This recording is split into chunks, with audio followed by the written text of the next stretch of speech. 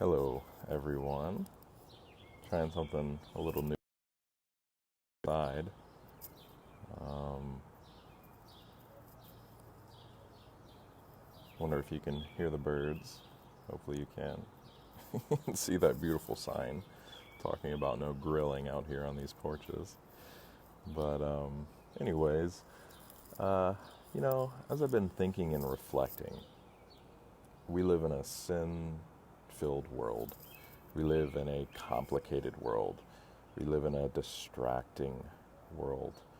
And none of that is new.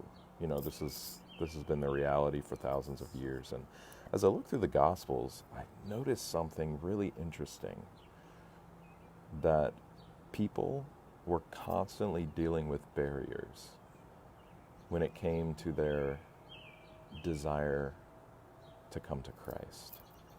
Lots of barriers.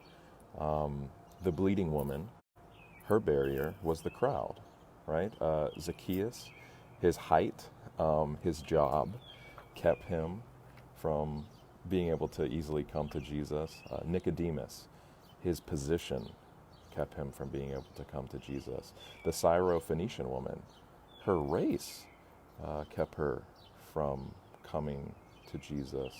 The children, Jesus' own disciples, were a barrier for the children to come to Jesus.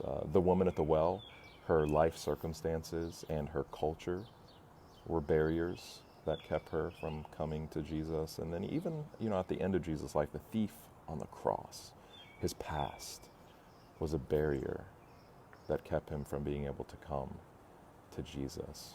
And so as I look to that, I realize with all of these individuals, the barriers were there. It made it more difficult for them to come to Jesus, but they didn't let it stop them, right? The bleeding woman pushed through the crowd.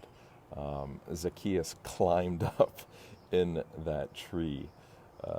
Nicodemus came to Jesus at night, right? He found a way. The Syrophoenician woman wouldn't stop begging. The children, they kept clamoring. They kept wanting to come to Jesus, and finally he sort of asked his disciples to take a back seat. The woman at the well, she continued the dialogue, continued to listen to the things that Jesus was saying. And then the thief on the cross, he cried out for forgiveness, admitted that he had a sinful past, but didn't want it to be a barrier any longer. And so my question for you this morning is, what sort of barriers are in your life that make it difficult for you to come to Jesus? We've all got those barriers, different aspects of our life. Those barriers are there. So it's useless to try to deny them. But what we can do is learn from these people in the Bible that wouldn't allow their barriers to keep them from coming to Jesus. So what do you have to do? What do I have to do in our daily life to overcome those barriers? Whether it's climbing over the barrier, whether it's knocking it down, whether it's digging a hole to go under it, however that might look. The barriers are there. Jesus and our willingness to seek after him are more powerful than any of those barriers.